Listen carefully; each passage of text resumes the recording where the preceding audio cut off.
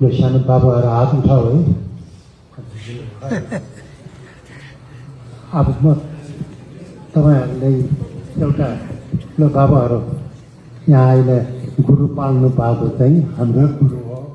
फेरि गुरु पाल्यो भने थुप्रै आउनुहुन्छ बौद्धतिर केटीहरू हो कि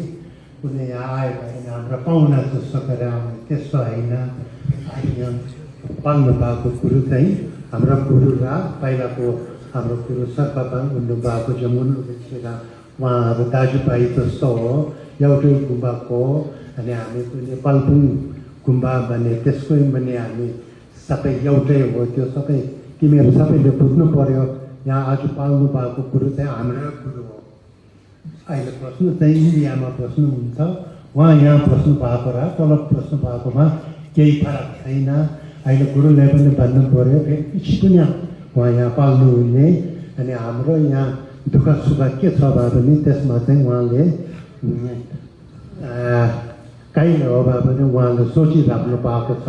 हो भए पनि हाम्रो तपाईँहरूको दुःख सुख सबै मेरो पनि दुःख सुख हो कोचर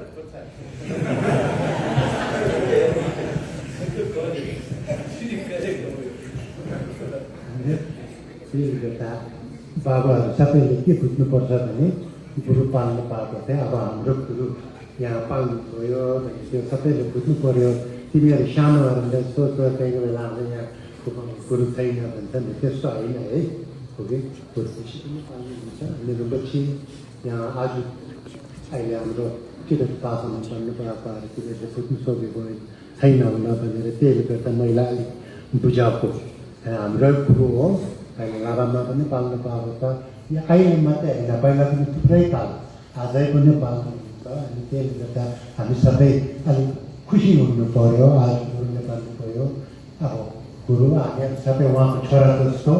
एउटै परिवार जस्तो अब शिक्षाको बारेमा तिनीहरूले सोच त्यस्तो लिनुपर्ने चाहिँ गुरुले पाल्नु गयो हो त्यो तिनीहरू सबैले बुझ्नु पर्यो है अनि हामी सबै अब हाम्रै पछि हो यहाँ अर्को ठाउँमा फेरि जुम्चियाहरू थुप्रो आउँछन् कि यहाँ आयो बस्ला हामीसँग मिठो कुरा गऱ्यो एकदम त्यस्तो हाम्रो गुरु हो हिजो पनि मैले भनेको जस्तो उहाँहरू आमा हो हामीले कति सुन्नु सक्नेछ सुन्नु सक्ने सबैले गर्नु पर्यो थाहा पायो यो बाबाहरू भने थाहा पायो नि